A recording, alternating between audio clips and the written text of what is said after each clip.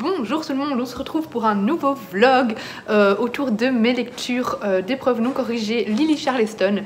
J'ai reçu un colis avec une nouvelle épreuve corrigée en papier. Du coup, ce vlog tournera autour de cette épreuve corrigée, non corrigée, pardon, ici. Alors, qu'est-ce qu'on a dans ce colis? On a l'épreuve corrigée, donc Odette et le taxi jaune. Il sort le 9 février d'Isabelle Artus. Donc voilà, ça a l'air très prometteur. On nous dit chaque vendredi depuis 15 ans, Odette, ancienne costumière de théâtre, passe la journée à Roissy à s'inventer une vie devant le tableau d'affichage de départ. Chaque fois, son ami Maurice la conduit dans son taxi avant de la ramener sagement chez elle au but de Chaumont. Mais un soir, Odette n'est pas au rendez-vous.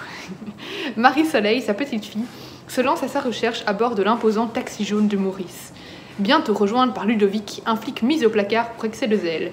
La disparition d'Odette les conduit sur la piste d'une Arménienne centenaire au passé douteux, et aux révélations stupéfiantes. Mais qui est réellement Odette? Au fur et à mesure de cette quête haletante, Marie-Soleil va découvrir un pan caché de son histoire familiale qui l'entraînera au cœur du Paris occupé. Voilà, ça a l'air d'être un peu décalé, en même temps une petite partie historique, enfin voilà, ça a l'air d'être assez sympa. Et dedans, on a un joli carnet Lily Charleston qui écrit « lit » 2 fois. Trop joli, voilà, c'est un bête carnet, un bête carnet aux pages vierges. Et à la fin, on a une petite table des matières. Mais il est joli. Et je vois qu'il y a un autre truc. Ah, mais c'est pour les... C'est le programme. C'est le petit programme de 2022. Trop bien. Du coup, il y aura en juin un Lucinda Riley en grand format, mais pas encore les 7 sœurs. Hein. Les 7 sœurs, je crois que ce sera en 2023, le tout dernier tome. Et donc, je peux vous le montrer déjà un peu ici, mais chut, ça reste entre nous. En novembre, il y aura le dernier récit de Lucinda Riley. Le dernier texte rédigé par Lucinda Riley avant sa disparition. Celui-là, il sera un petit peu nostalgique. On aura un nouveau Marie Vareille, ou trop bien, un nouveau Clarisse Sabar en octobre. Marie Vareille, ce sera en mai. Le Clarisse Sabar, ce sera en octobre, donc je vous l'ai dit. Je vous lis pas les poches. Hein. Et alors, il y a des incontournables, mais ça c'est en poche ou en... Non, ça c'est du grand format. Cool, ça a l'air sympa. Bon, je vous lis pas tout, hein, mais il y a un Amy Harmon dedans, et ça c'est cool. Ah, et en mars, il y a le Julien Rampin, ça j'ai trop hâte. Ah, trop bien. Franchement, ça promet, ça promet. J'ai hâte de découvrir tous ces textes. Voilà, je vous reprends plus tard quand j'aurai commencé le roman, mais j'ai bien hâte. Alors, je vous ai parlé donc que j'avais reçu Odette et le taxi jaune, mais avant de vous parler de ça que j'ai commencé, j'ai lu 2 chapitres, je voulais vous parler d'un autre livre que j'ai lu il y a 2 semaines que j'avais reçu en e-book, toujours dans le cadre donc, des lectures des épreuves non corrigées pour l'aventure Lily Charleston 2022. Il s'agit de la librairie des rêves ensevelis. Je vous mettrai le nom de l'autrice parce que j'ai complètement oublié. Je pense qu'il est devenu deuxième sur le podium de mes meilleures lectures pour le moment en tant que lectrice Charleston, parce que ça a été vraiment une vraie merveille.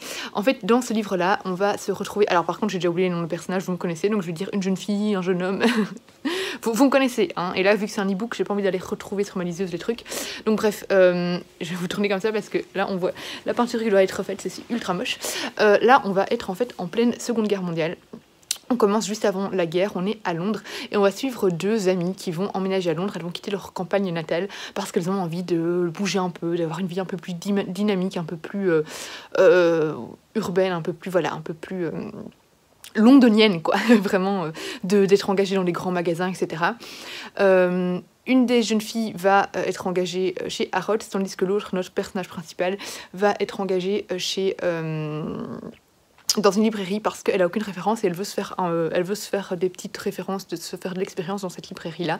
Elle a été aidée par une amie de sa mère qui est décédée il y a quelques années pour trouver cette place, et chez cette amie de sa mère qu'elle loge. En fait, elle n'y connaît rien à la lecture, elle n'a jamais lu et c'est pas quelque chose qui l'intéresse. Et du coup, elle va travailler là, puis la guerre va être déclenchée, enfin, bon, voilà, va être annoncée, etc. Et donc, on va suivre ce personnage à travers la guerre, on va suivre un peu leur manière de s'impliquer dans la guerre, toute cette Londres qui était cette ambiance un peu étrange à Londres parce que c'était une ambiance très... plombante et vraiment une ambiance angoissante parce que chaque jour il craignait des bombardements. Et alors on a d'abord toute cette Londres qui est très calme parce qu'il se passe rien, et puis au bout d'un moment ils vont bombarder et ça va devenir vraiment leur quotidien. Et là-dedans on a nos personnages qui continuent à vivre. Notre héroïne qui commence vraiment à s'intéresser de plus en plus à la lecture et qui commence à trouver ça comme un vrai moyen de s'évader en fait. Ça lui permet de s'échapper du quotidien de la guerre, et petit à petit elle va mettre en place aussi des choses pour permettre aux autres personnes voilà, de s'échapper également. Et cette histoire en fait forcément en tant qu'une grande lectrice, en tant qu'amatrice des livres, ça ne peut que toucher une corde sensible parce que c'est une vraie ode à la littérature.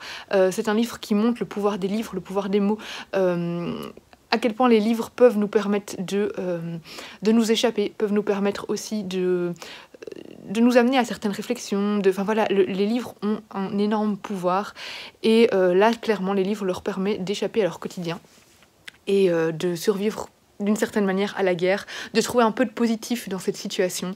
Et c'était magnifique, et l'histoire était super belle. Il y a une petite romance, comme souvent dans les livres de Lily Charleston, mais elle reste vraiment en arrière-plan. Et voilà, et c'était vraiment une vraie pépite. Je ne peux que vous conseiller ce livre-là. Il était splendide. Splendide, émouvant, avec des personnages vraiment... alors, je dirais pas originaux, mais des beaux personnages. Donc voilà, je ne peux que vous le conseiller. Et alors du coup là j'ai lu déjà deux chapitres de Odette et le taxi jaune, et pour le moment je n'aime pas.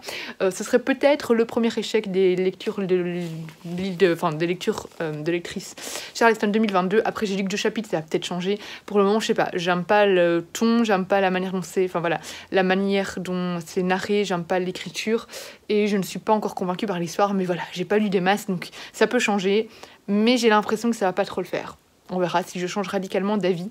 Pour le moment, on suit en fait Odette qui, chaque jour, ou bien 2 fois par jour, se rend à l'aéroport et s'invente toute une vie en fait. Donc c'est un chauffeur de taxi, toujours le même, qui l'emmène à l'aéroport, et elle s'invente une vie, là c'est une vie d'actrice, etc. Enfin voilà, je ne pense qu'elle prend même jamais l'avion. Et je sais qu'il va arriver quelque chose parce qu'Odette ne va pas se rendre à l'aéroport un jour, mais j'y suis pas encore. Voilà, bon pour le moment je pense pas que c'est le genre de livre qui me plaira. C'est pas grave, ça veut pas dire que ça plaira pas à d'autres personnes, mais je pense que c'est pas le genre de lecture qui me plaît à moi. Je vais tenter, de toute façon je dois le lire, donc voilà, mais pour le moment j'avoue que j'ai du mal à retourner vers l'histoire. Donc voilà, je vous tiens au courant au fur et à mesure de ma lecture. Je lis très lentement Odette, vous voyez le sapin, parce que là je filme cette vidéo, on est le 9 décembre, oui le 9, donc comme ça vous avez un petit peu, les dates, vu que vous l'aurez sûrement en janvier ou février, février du coup ce vlog là-ci. Je le lis très lentement parce que j'accroche pas du tout. Alors là maintenant hier soir j'ai commencé la partie 2, ça commence à être un petit peu mieux, on va dans la Seconde Guerre mondiale donc voilà, mais c'est toujours pas dingue. J'avoue que je lis pas mal en diagonale parce que je veux le finir, mais je veux pas l'abandonner en fait. Mais ouais, je suis pas fascinée, donc pas top pour le moment. Alors, on est dimanche 12 décembre et j'ai fini Odette et le taxi jaune. C'était pas mauvais, mais moi j'ai pas été intéressée par l'histoire en fait.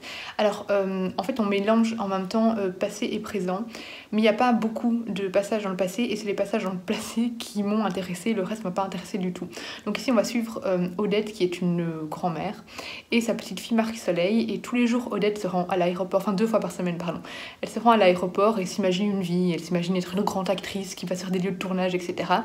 Et elle est conduite à l'aéroport à chaque fois par Maurice qui est conducteur de taxi, enfin chauffeur de taxi, et un jour elle n'est pas là comme d'habitude, voilà, et du coup Maurice s'inquiète, il va chez Marie-Soleil et en fait elle a disparu, et ils vont petit à petit mener l'enquête, et de fil en aiguille ils vont replonger dans le passé d'Odette, et Odette elle a un secret lié à la guerre 40-45.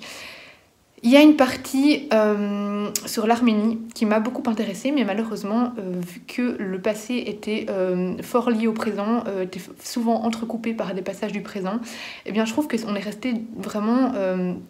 ça n'a pas été assez approfondi, c'était trop superficiel, et du coup trop superficiel que pour vraiment me passionner et...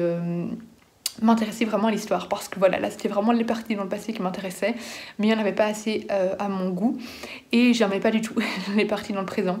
C'était un peu trop loufoque, un peu trop décalé. Alors moi j'aime bien ce qui est loufoque et tout ça, mais ici ça m'a pas intéressée. Alors c'était pas mauvais, dans les lectrices Charleston on est assez mitigé, il y en a qui ont beaucoup aimé et des qui ont pas trop aimé, moi c'est demi-teinte.